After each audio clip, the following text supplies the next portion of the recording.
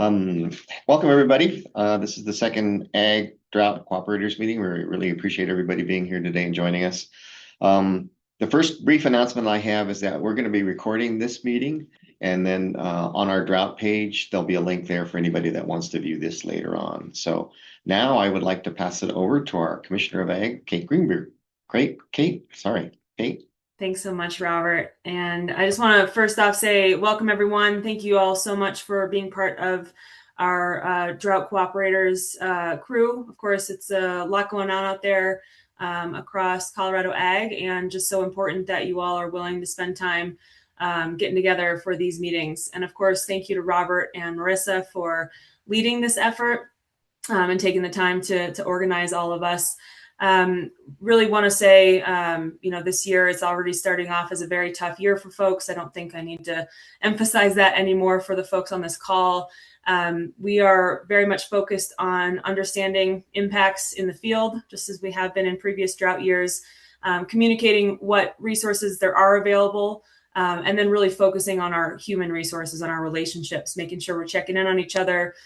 We know that no one of us has, the money or the solutions to solve all of our problems, but sticking together and staying close as a community is really paramount in dry times and hard times in general.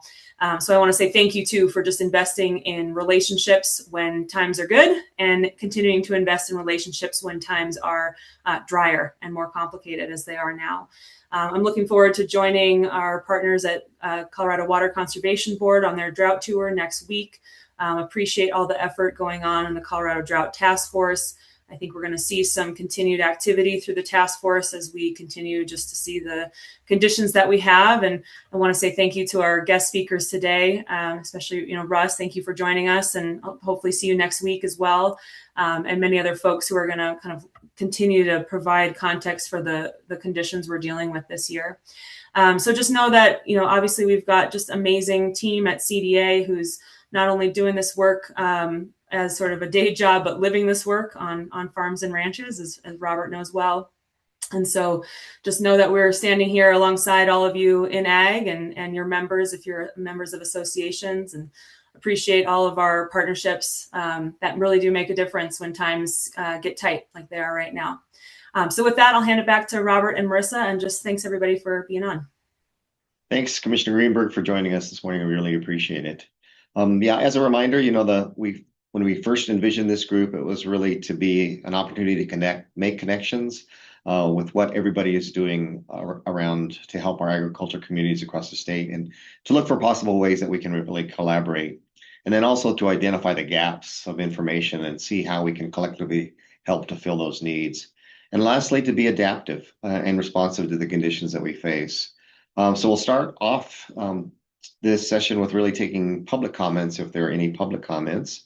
Marissa Rodolph, our Deputy Director of Communications and Outreach, who has been working really hard behind the scenes. Thank you, Marissa. And Kristen, who is also behind the scenes today, helping us with any questions. So, and also the chat is open and question and answer is also open. So if you want to, members of the public and want to type in a question either through chat or question and answer, we'll also try to get to those as well. But did we have any questions or public comment right now?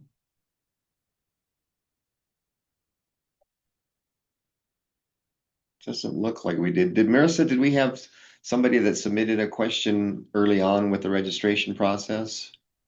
Yes, the one question we got was if there's any grants for augmentation plans available. Great. So yeah, I think some of our speakers later on can be addressing that question. So if there are any grants available to help people with their augmentation plans, try to weave that into some of your comments. Anybody with any other public comment? And we'll have public comment at the end as well. Great. Right. If not, then I'll just move on to my comments, and just so you guys are aware that watch this. Robert, it looks like Wendell is raising his hand, so let me unmute him. Great, thank you. Thanks, everybody. Wendell Koontz, Delta County. Is there any grants or resources available for not just straight producers, but also for the value added, like fruit packers and their employees? Right now, the North Fork of Gunnison has lost 100%. Delta County's lost of 100% of our fruit crop due to the late freeze. Yeah, great question, Commissioner Coons. Not that I'm aware of. We're trying to figure out if there's some opportunities that we can come up with. The grant programs that we have at the Department of Ag aren't necessarily focused in on emergency response. We have the climate grant, which opens up in the fall. Is that right, Kristen? And then we have our specialty crop block grant, which opens up in the end of the year as well, I think around December or January. But does anybody else know of any other potential grant programs? Yeah, that's a great point, Wendell. So we'll should continue to work on that area and see what we can do. Oh, Greg has his hand up. Greg?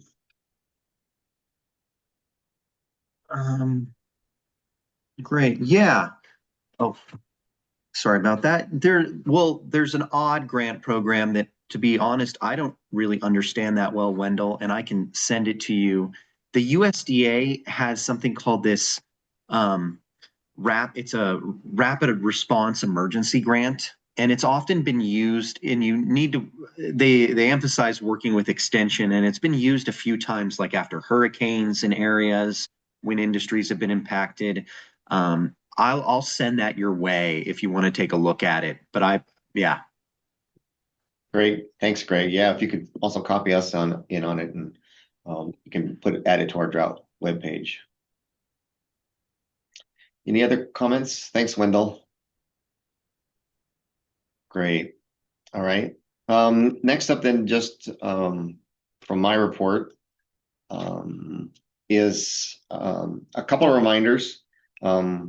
If you're holding any type of event, drought assist event, we'd encourage you, if you can, to add it to our calendar. So that calendar is on our drought webpage, the Colorado Department of Ag drought webpage. We'll put the link in the chat for you. That way, it's like this one-stop shopping so people can see what events are going on. And then, of course, if you have any new resources, whether it's new grant programs that you become aware of, also put those in our resource document, and we'll get those added to our drought webpage.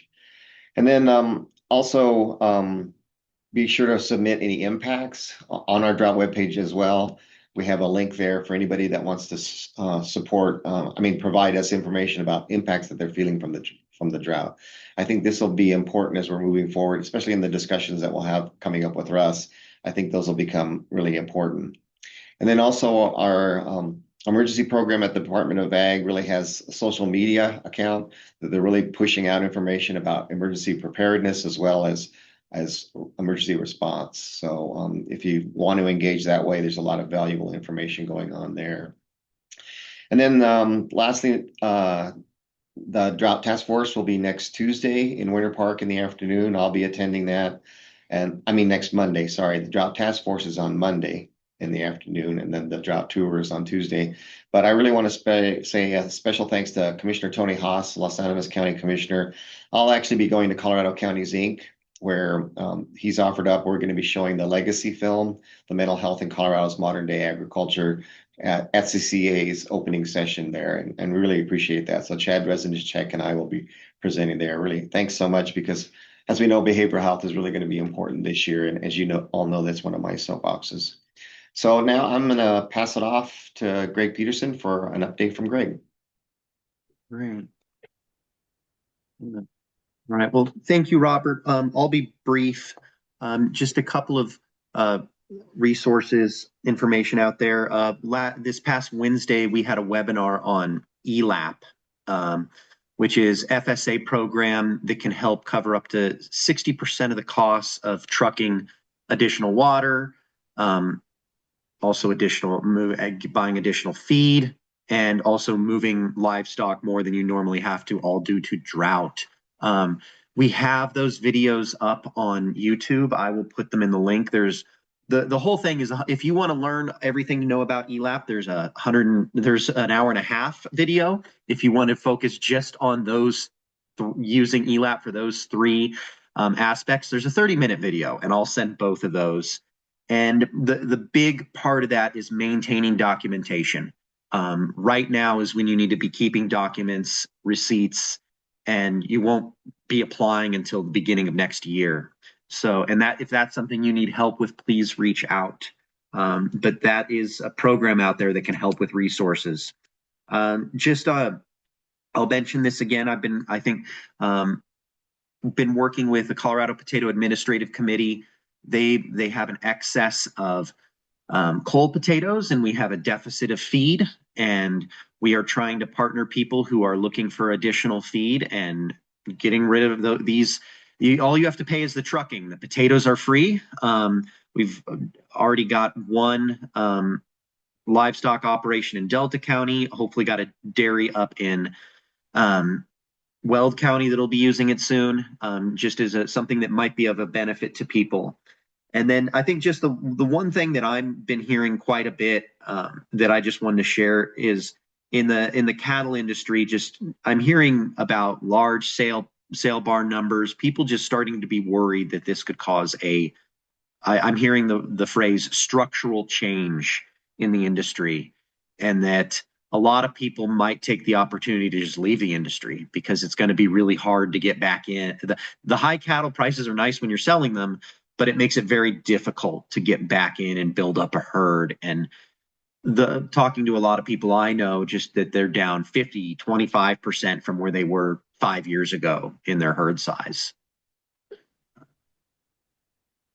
Yeah, that's a great point, Greg. I've heard the same thing. And then also, I know in the San Luis Valley, they invited Jeff Trinnell with CSU.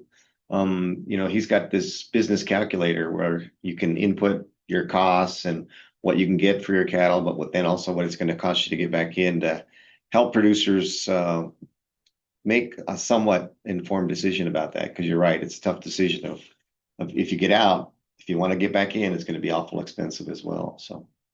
Thanks, Greg. And then is it all right if we put that link for the webinar that you had on our Drought webpage? Oh, absolutely, please. And like I said, if this is you all, I mean, in a normal year, you're working 80 hours a week. I'm sure this year, a lot of you are going to be working even more. And if you need someone to just track invoices, track when you're hauling records to apply for that program, please just contact me. Great. Thanks, Greg. Thanks for all that you and Phil and everybody's doing this year. We really, really appreciate it. All right. Next up. And again, if there's any questions for anybody, don't hesitate to type them in the chat or raise your hand and we'll get those answered. So next up will be Emily Adrid with CWCB. Hey everyone, thank you so much for having me.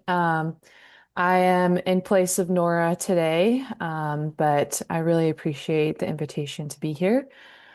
Just a few updates from CWCB.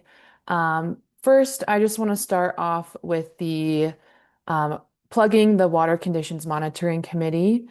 These are monthly meetings that CWCB facilitates, and at each meeting, we track and monitor drought conditions and water supply conditions. We have folks from the Colorado Climate Center and NRCS provide data and presentations on the most up-to-date kind of drought conditions and outlooks. And so again, those meetings are open to the public and they're virtual and they occur each month. The next Water Conditions Monitoring Committee meeting is on Tuesday, June 16th. And the information from these meetings is really important in our state's drought response and is really informative also to the Drought Task Force. So speaking of the Drought Task Force, we will be having our next task force meeting, like Robert mentioned, on June 1st, so on Monday. That will be held virtually. We will have some participants up in Winter Park, and then the meeting will also be available to view on CWCB's YouTube page. We're going to be live streaming that. And the previous meetings are also on CWCB's YouTube page.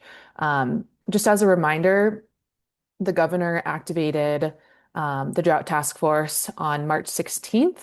The Drought Task Force is made up of senior leadership from the Department of Natural Resources, Department of Agriculture, Department of Local Affairs, and the Division of Homeland Security and Emergency Management. And really, the Drought Task Force's role is to better understand and elevate and identify local, regional, or sector-specific impacts of drought. The first Drought Task Force meeting was on April 10th. They met again on May 7th, and then their third meeting will be on Monday.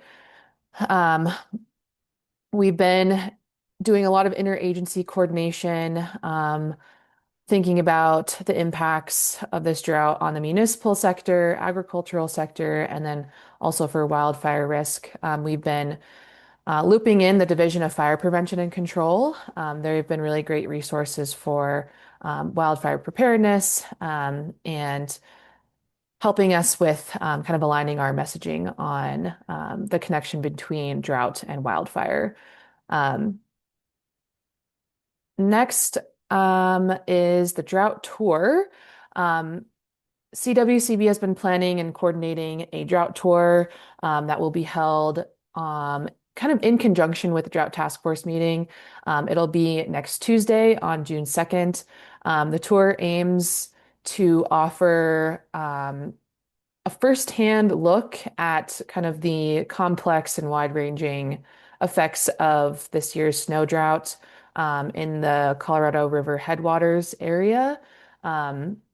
We've been working with Northern Water, Denver Water, and the Colorado River District, along with our partner state agencies, to kind of coordinate and plan this. And we're really looking forward to it. And so, yeah, that'll be next Tuesday. Finally, I'll just end with CWCB's grants and funding opportunities. Our water plan grant program focuses not on drought response, but more on drought resilience and mitigation. The deadline for submitting applications to the water plan grant program is on July 1st. Following the July 1st deadline, funding becomes available in about 6 to 9 months. And so, again, this is mostly focused on drought resilience efforts rather than kind of immediate drought relief. We also have our water project loan program. These loans are mostly around water infrastructure and construction, and applications can be submitted on a rolling basis. And for these applications, funds become available in 3 to 4 months. So that is all that I have from CWCB. Thanks, Emily. I know for the meeting, somebody submitted the question about funds for augmentation plans. And I'm sorry if you mentioned it and I didn't catch it. Does CWCB has a ag emergency drought fund that can cover augmentation plans from the previous year, right? Yes, we do have an ag emergency drought fund. The deadline did pass for that on April 15th. And the funds for that will open again next year in April. And that application can be submitted for funding reimbursement, I guess, essentially, for impacts felt this year. So if you are interested in applying next year, those funds will be available in the springtime. Great. Thanks, Emily. Yeah. I put a link into the chat for everyone to CWCB's website about that. So Thank you. exactly. Yeah. So it's retroactive. It's reimbursements for money that you're spending this year on augmentation plans. Yep. Great. Thanks. Any other questions for Emily? Great. Then we'll move on to Russ. Russ, you're up. Okay, let me share here because I, of course, always. Oh, okay. Somebody's gonna have to let me share. I always have graphics to show. There we go. Okay, well, thank you for the invitation to be here. It's good to be here with all of you. And yeah, the you see that okay? Good. Okay. So yeah, the invitation, kind of, I think the idea here today is to talk a bit about how we do drought monitoring. I'll talk a little bit about current conditions, but if you're not sick of my voice by the end of this, I'll have more on that at the Drought Task Force meeting next week, and then I'll be doing our presentation at the Water Conditions Monitoring Committee in a couple of weeks. So feel free to tune in for those as well. But today's going to be a little bit of focus on the U.S. Drought Monitor, how it's put together, what it is, what it isn't, and so forth. And just to begin, a quick intro to our office, the Colorado Climate Center. For those who aren't familiar, we've been here for over 50 years at CSU in Fort Collins, sponsored by the Ag Experiment Station at CSU, among other projects. And how we talk about our mission is threefold. So we do climate monitoring, which includes drought monitoring that I'll talk about today, some climate research on topics that's relevant to Colorado, issues like water and snow and floods and high impact weather and so forth. And then climate services. So we're here as a resource. If you're looking for data that you don't know where to find it or aren't quite sure what to look for, or somebody to give a talk at an event or whatever on these topics, we're here to help. So don't hesitate to reach out. Okay, so diving into this, I'll start with this map that I show at the beginning of most talks that I give, just because I think everyone's familiar with this to some extent, but it's always helpful to orient ourselves just to the huge range of weather and climate conditions that we have in our state, which makes it a very fascinating topic to study, but also really challenging, especially when we're thinking about issues of drought. And, you look around the state. So this is a map of annual average precipitation in Colorado. And you look around the state and you see everything from some of the river valleys on the western slope and the San Luis Valley that get maybe 7 inches of precipitation per year, to areas not very far away from there that get over 50 inches of liquid precipitation in the form of hundreds of inches of snow in the mountains. So, we have so many, and everything in between. So we have so many different weather and climate scenarios around our state that makes this an interesting but very difficult topic to study in a, it's not easy to simplify down to single numbers and things like that. And so then we can think about this in the perspective of drought and think about just this question of what is drought. And if you see it on Wikipedia or on a TV news story, you might see a picture that looks like this of cracked soil, which is certainly one way that drought manifests. For Colorado farmers, you might think of it as a dried up cornfield or winter wheat field or whatever the crop may be. This is from Phillips County a few years ago in the bad drought up there. You might think of it as a water manager in terms of really low reservoir levels. This is Lake Powell. The last time it was extremely low, and it's even lower than that now. So water supply issues. You might think of it as a picture of the Dust Bowl of a big dust storm blowing across the plains, or maybe wildfire risk increased as a result of drought. So these are all different different impacts of drought, different timescales, different meanings for different folks. And we use this quote a lot from Kelly Redmond, that as with rainbows, each person experiences their own drought. So how you experience drought is going to be different if you're a corn farmer, a crop farmer versus a water manager versus a firefighter versus a livestock producer. It looks a little bit different each way. And so the way that in the U.S. we try to boil this all those different things down into a single map is the U.S. Drought Monitor that I'm sure everyone's familiar with. And we'll look a little, this is the current map, and we'll look a little bit about where this comes from and how to interpret it and how it comes together. So from a basic fundamental level, this is probably the most important thing to understand about how the Drought Monitor is developed. And so imagine you have 100 years of data at wherever you are, the weather and climate data, temperature, precipitation, soil moisture, snowpack, whatever it might be. And you have 100 years, and 50 of those years are going to be wetter than normal if you kind of fit it to a distribution like this. So half of those years are going to be wet. And then the lowest 30% of years would be what would fall into the abnormally dry category, D0 on the drought monitor. And then on and on towards rarer and rarer events. So the worst 5 years would be the extreme drought, D3 category. The worst 2 out of 100 years would be the exceptional drought, or D4 category.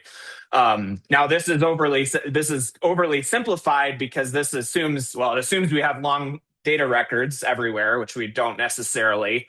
And it also, whichever indicator of drought you're looking at might look quite different. Some might be in the exceptional drought category, some might be in the abnormally dry category at the same location at the same time.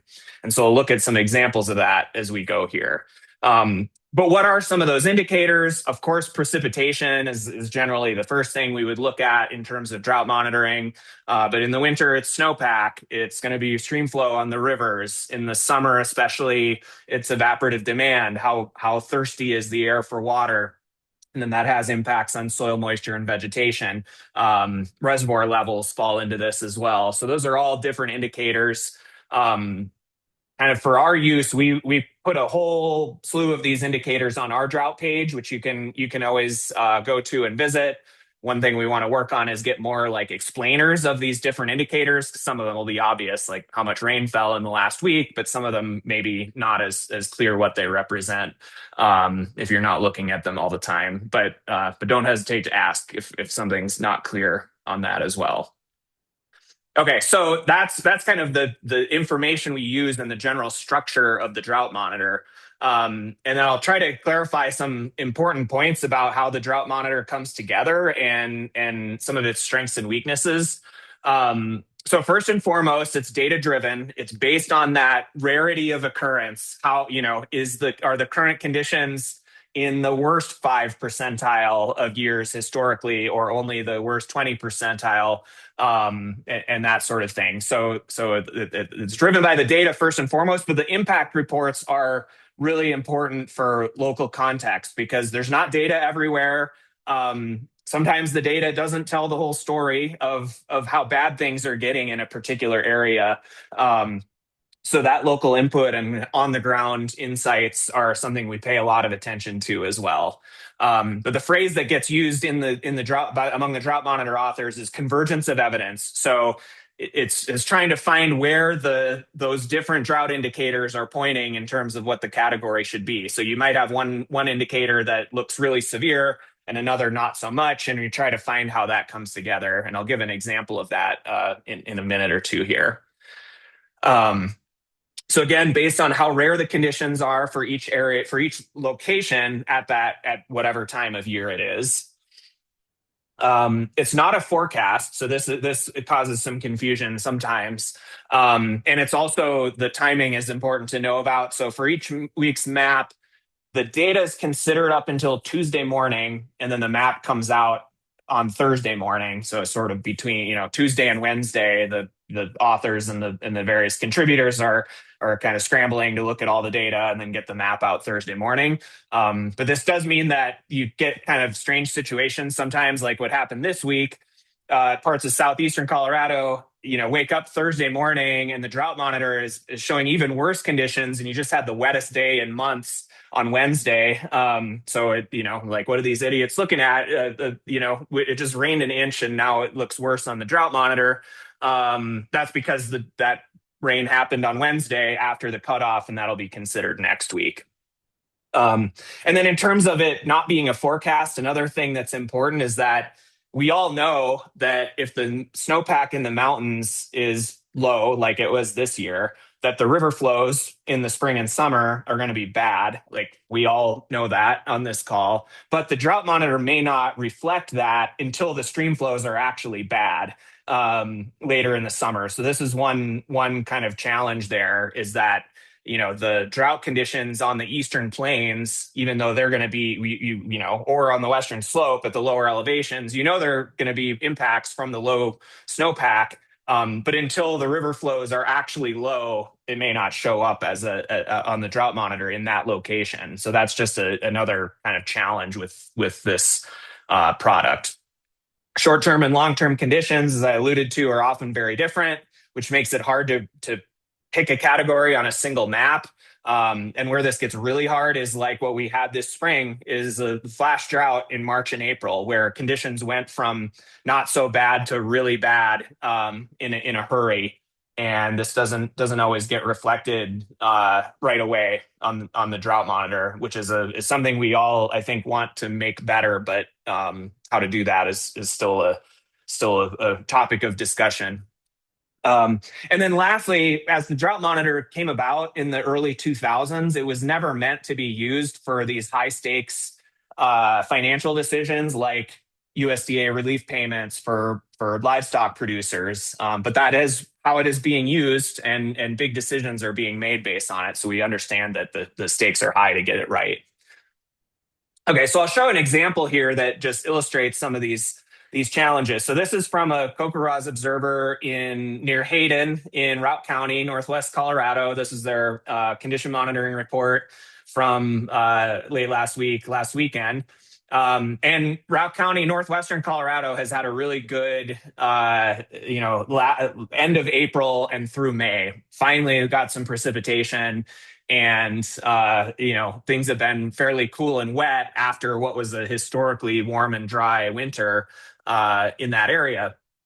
So for this person, the soils are wet, the grass is green, there's no wildfire risk, they haven't had to irrigate. So that doesn't look like drought, right? Their precipitation is 150% of normal for the month. That doesn't look like severe drought in that area right now. But we also could look at the stream flow on the Yampa River in that same area here at Steamboat Springs. It's almost as low as it's ever been in late May. The stream flow should be peaking next week. It's probably already peaked, even if the little bit of a higher peak comes. It's like right among the very lowest years that have ever been recorded.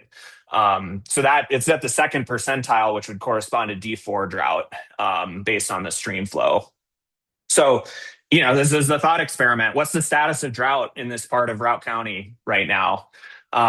It's depending on who you ask, you might get a very different answer from sort of a local resident or a rancher versus a water manager might give you a very different answer here. And another thing to think about in this challenge is, would your answer be the same if the conditions were reversed? If the rangelands were historically dry, but the Yampa was flowing at very high levels, would you come to the same conclusion? Again, might depend on who you ask.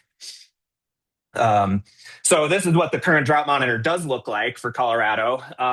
There have been northern Colorado, especially kind of across northwest Colorado through Larimer County out onto the eastern plains. There's been good rain in May thus far. So we've seen a fair bit of improvement there.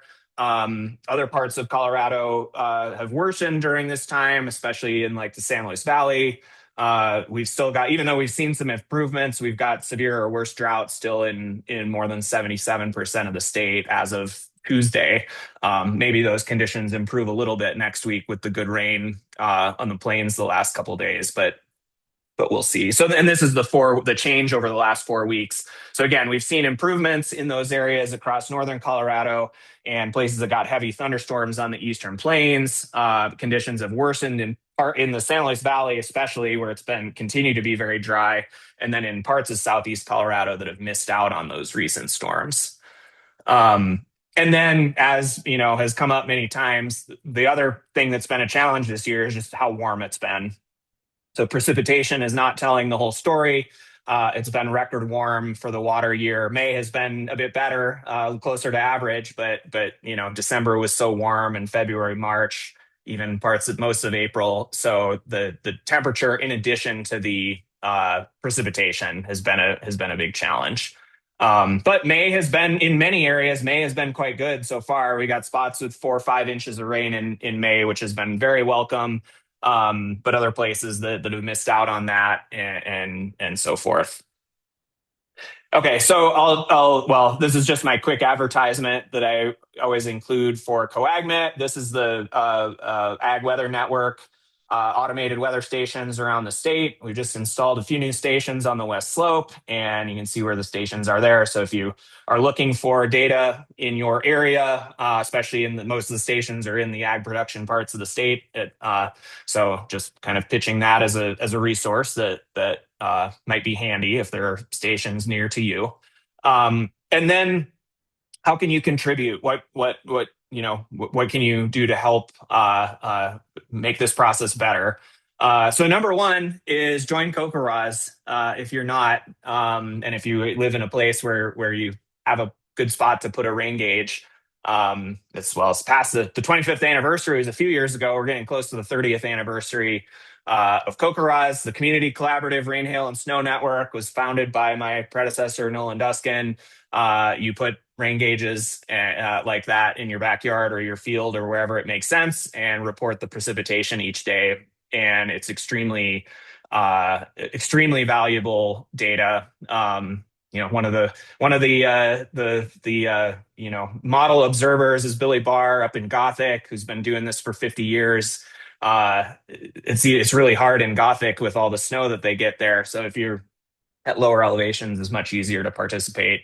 So kokoraz.org to sign up there. And you can also submit condition monitoring reports, those photos or those narratives about what's happening. And if you're not a Kokoraz observer, which I understand not everyone wants to do that, anyone can submit condition monitoring reports to this Seymour Drought program at the National Drought Mitigation Center. So this similarly, you can submit a photo, you can submit a narrative about what impacts you're seeing in your local area. And so that's another way to do that. You can also just send, an email to me and we'll get that information considered as well. So there's our website, my email. If you want to subscribe to get our monthly updates or our blog, you can do that there. But yeah, sorry for running a little long there, but happy to take questions. And I'm interested in what everybody's seeing out there and so forth.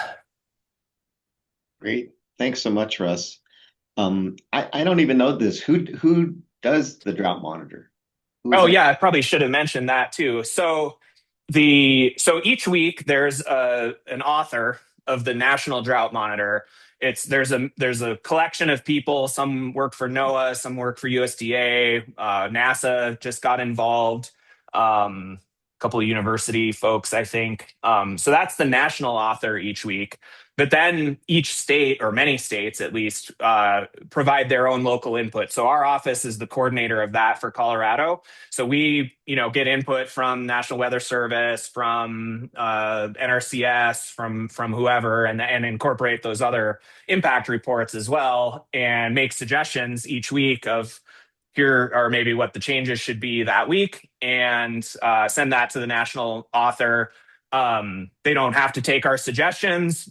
Usually they do because we think we're pretty good at keeping tabs on this. But there are occasions where they say, yeah, that's a little bit too much improvement or too much degradation or whatever. Any other questions from anybody? The other question I would have then is, I didn't actually know that they took stream flow into account. So as a direct flow irrigator, I feel a little better about that. But do you know, with the storm events that we have, stream flows can go up for a real short amount of time, and then they're all of a sudden back down to nothing. And so do they use a mean, a median? How do they try to incorporate stream flows now? Yeah, we usually won't respond to those like little blips from especially on like a smaller creek that has a big thunderstorm and it maybe flash floods for a few hours and then is back down. So usually that doesn't drive the changes very much. It would more be on the bigger rivers that have long records and seeing, the Yampa or the Arkansas or whatever is at record low levels. Like that's a big factor. But a year like this year, as we've talked about before, the real difficulty is how to connect what's happening in the mountains to what's going to happen on the plains later on. You could imagine a drought monitor map that is most like that in the winter is mostly just drawn everywhere as the reservoir levels and the snowpack, because that's what's going to matter later on. But that's not like, that might look a little weird, right? To have Baca County drought conditions based on what's happening in Leadville. But for irrigators, that probably is the most important factor. But for somebody growing winter wheat or just your backyard gardener, they would be like, why does it show this? So that's where it gets difficult. Is those things. Oh, and one other thing to point out too is the kind of related to your question about like quick blips in the stream flow. The drought monitor it's extremely rare for it to change more than one category in a given week. Like that's only going to happen if it's like a 2013 flood situation or like hurricanes in the Southeast US, where it's like, yeah, if it's someplace gets like 8 inches of rain in a week, then yeah, maybe it'll improve by 2 categories. But generally the changes happen slowly in both directions, one category either way in a given week.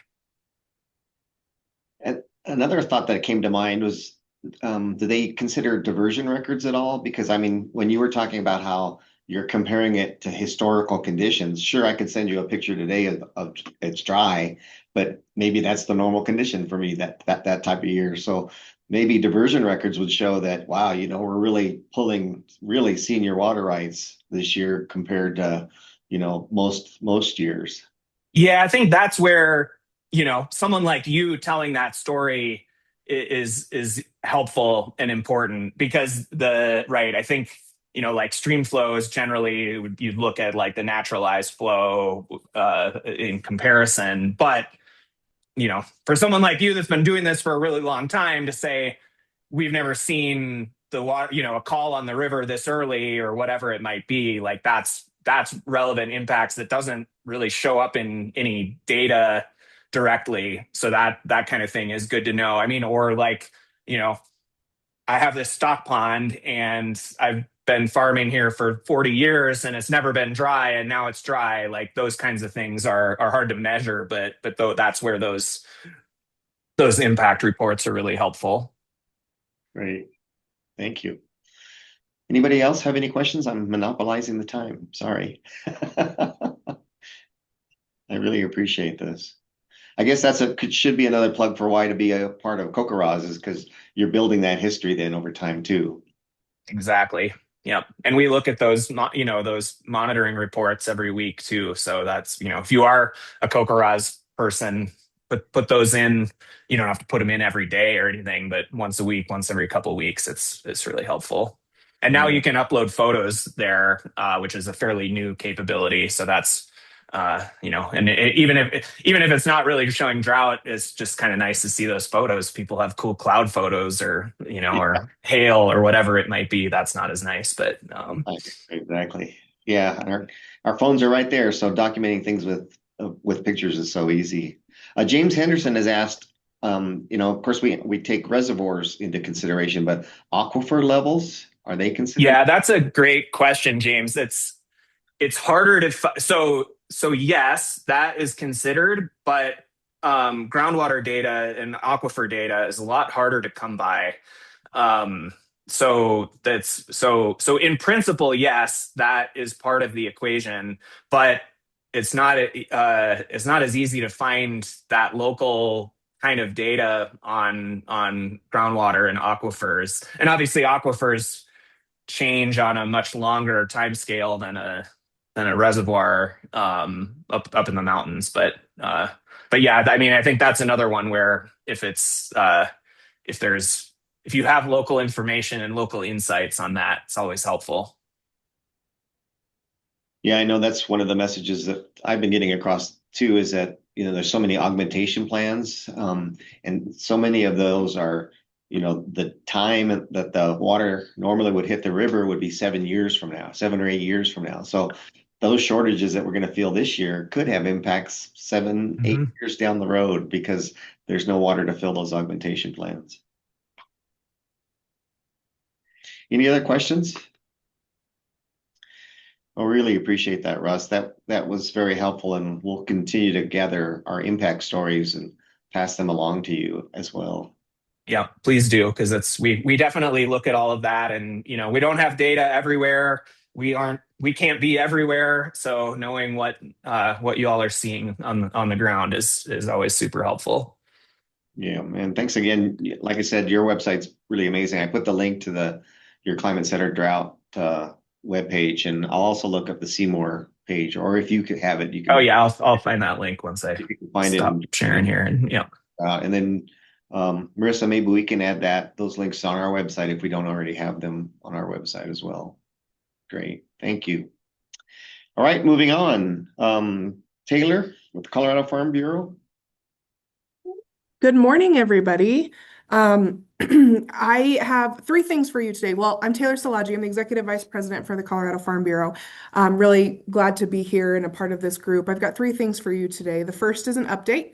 The second is a give or an offer, and then the third is an ask. So, quick update that we've talked about previously in this group about our mental health program that we that we run with in collaboration with CSU and Agribility, and that's Camp for Health. There were some questions at the end of the legislative session what that funding mechanism would look like, whether or not those resources would be available throughout the next year. And I am happy to report that yes, they will be. While our state funding is currently not confirmed right now through the Department of BHA.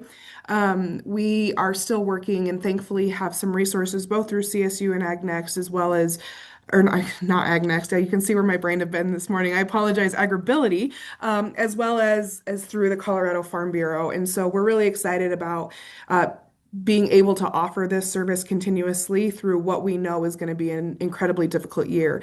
Just a little bit of context, this is our most utilized year of the program that we've ever had. And again, this Camp provides 6 free counseling sessions to rural Coloradans who are in crisis. And so we know that this is going to continue to ratchet up this year. We know that folks are really struggling, as we've already heard today. And I am excited to say that this program is not going away. There won't be any interruption in service. I sent the link in the chat. Please share that with yourselves, your networks, your families, your friends. And if you are hosting any events or want some resources for camp, please reach out to us, reach out to CSU. We can reach out to the Department of Ag, who has been an incredible partner in this program as well. And you heard from Robert at the last meeting some of the other trainings, whether it's COMET training or some of the other resources that we have. But just wanted to provide that update. Please know that this program is still going strong, and we know will continue to be in the future. So that's my quick update. My give or my offer is one of the beautiful things about the Colorado Farm Bureau for those who may not know who we are. We are the largest general ag association in the state, and our grassroots network is extensive. We have members in every corner, every cranny, every mountain pass. And so if there's ever any information that you all want to provide, our comms team is working really hard to share what the Department of Ag has put together through our resource document to continue to share those resources that exist. But if there's something specific you all need or feel like you want attendance there or just to promote it to a local area more specifically than maybe statewide, please reach out to me, any of our comms team, just Google Colorado Farm Bureau. You can find our contact information. We'd be more than willing to help spread that news and spread that information. Like I said, our grassroots network is pretty powerful and one of the most beautiful things I feel like about the Colorado Farm Bureau. So that's my give. The third thing I have for you today is sort of an ask. The Colorado Farm Bureau as an organization and our leadership is really looking hard about how we can help support producers and folks during this time, right? And in this difficult season. If you all have a foundation, would you please let me know? Right now, we're trying to figure out, again, what our role is and how we can help, but I think we're stronger together. So if there's anybody that has a foundation, even if it's an organization, that is less on the producer side and maybe on the water user side, please reach out. Like I said, we're trying to figure out what our role is and how we can help be a collaborative force and bring people together. So those are my three things. I'll stop there. Just want to thank Robert and the CDA team for continuously bringing folks together and the great support that you all do. We know that we're in for a tough one. And so just know that Colorado Farm Bureau is here in any way that we can help. So I'll stop there. Feel happy to answer questions, but with that, I'll turn it back to you, Robert. Thank you for the time today. No, thank you, Taylor, for taking the time. Questions, anybody? I really appreciate all that Farm Bureau is doing. Somebody just shared the Facebook post that Jackie came to my office and interviewed me for a while, and the 8-minute post got posted. It really was meaningful for me. So thank you so much for all your efforts on the behavioral health side, because you're right, it's going to be really critical this year. Questions for Taylor? And I appreciate what you're trying to do to, like you said, I think all of us farmers are just kind of in survival mode this year, and especially new and beginning farmers that may not have the physical assets to carry them through another year. I'm hoping that we can find some ways to help them through to make it to be able to survive this year. So thanks for working on that too. No questions? Great. Then we'll move on to our very own Barb Howe with the Colorado Department of Ag. Barb.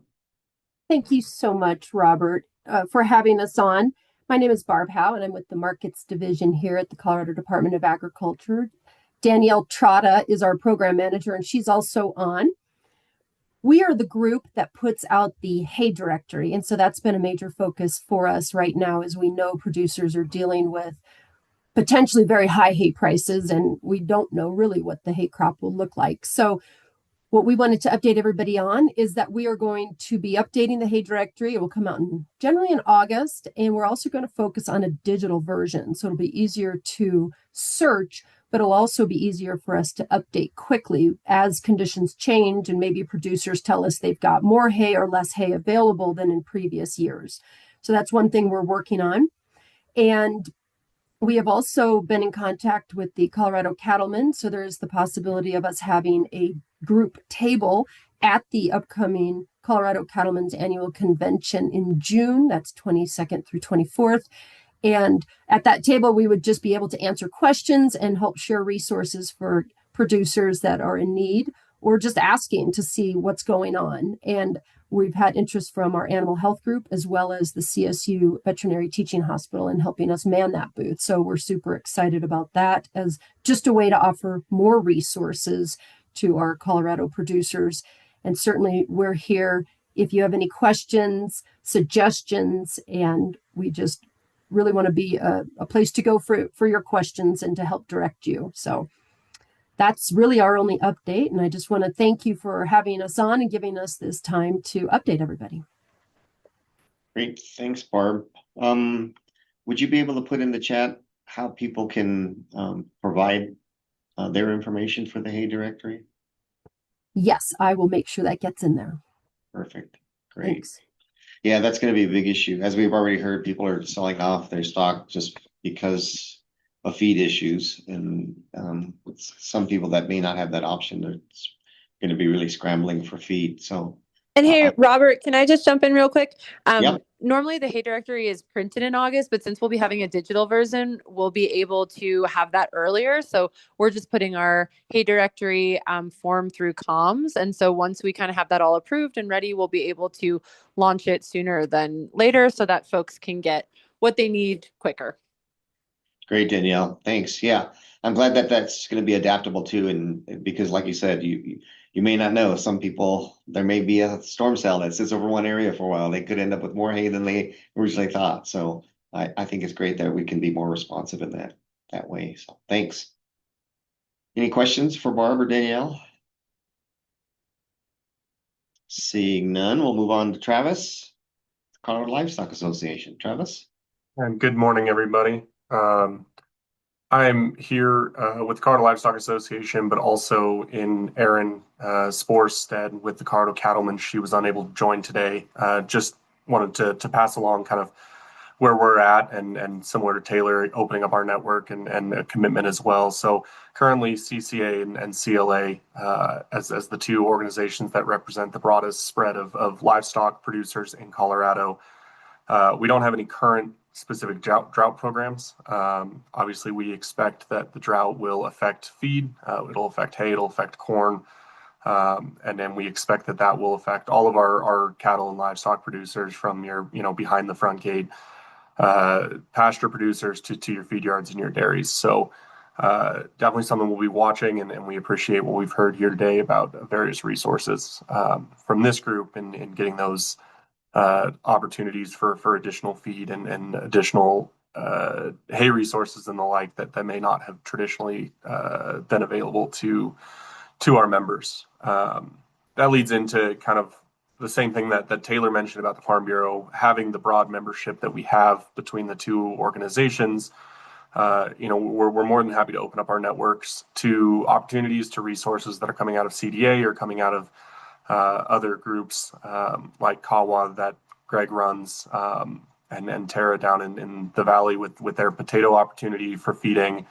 We open up our networks to extend those opportunities and those resources to our members to make sure that they're getting as broad of spread as possible, and making sure that all Colorado ag producers, all Colorado livestock producers are having the resources, whether it's feed or mental health support, and the like, as we go into this challenging season. And then just our commitment from both organizations is, as we hear things from our members, whether it's needs on feed or mental health concerns, or just the changing environment of how things are going as we get into wildfire season, and as we see the weather patterns change. Our commitment is just to bring those concerns, those needs to y'all, and as cooperators in the ag space, as we go through this drought, just making sure that we can put all of our heads together to make sure that we can address those concerns and those issues as quickly and as best as we can. So, the Colorado Cattlemen, the Colorado Livestock, we're grateful for this group. We're grateful for the partnerships that can exist like this, and we just extend our network to y'all, and also commit to ensuring that you guys are hearing what we're hearing.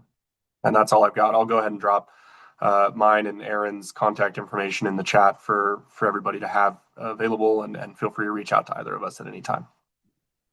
Great. Thanks, Travis. I know Barb, I think, mentioned that the CCA conference is going to be June 22nd, 24th. Your conference is coming up. CLA's conference is coming up too pretty soon, isn't it? Yes, sir. Our conference is June 8 and 9, so we are in crunch time. We're looking forward to seeing many of you there. Great. Yeah, questions for Travis? Yeah, thanks, Travis. And anything we can do, again, let's keep in contact. And like I said, I think it's going to be important for us all to be working together to try to figure out the needs, how to fill the needs that we're going to have out there. So, questions? Great, thanks. Well, now it's time for, again, public comment and questions. And there was a question in the chat from Commissioner Kuntz about the revegetation bill, I think. House Bill 26-1340. He had asked if it had been signed yet, and we don't believe it's been signed yet. So it's still on the governor's desk. Any other questions? Don't see of any.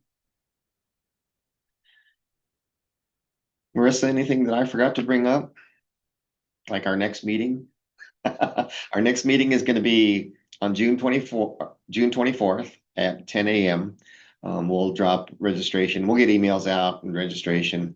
If there are any particular speakers or topics that you feel like you want us to cover, don't hesitate to reach out to Marissa or myself, and then we'll just be kind of monitoring conditions and seeing what's going on. And again, if you have events that you want to help you promote, be sure to drop them in our calendar, and that'll be a resource. Or look through the calendar too to see events that might be going on in your area that may be valuable to you. So, anything else from anybody? I'll add a few things, Robert. Great. This is location specific, but in Delta County in July 21st, we'll be hosting a COMET training for anyone who's in the area. We're hosting that with Agribility and a CDA member, and we'll also have our public forum. So you or anybody is in Delta County will have information on our website and ability to sign up very soon. And we'll have dinner for a public forum. And we're also doing it with 988, which is another mental health resource, and their agricultural roadshow. So they're reaching out to rural communities to get a better idea of how to meet rural needs. And so they'll be there at the public forum as well. So that'll be July 21st in Delta County.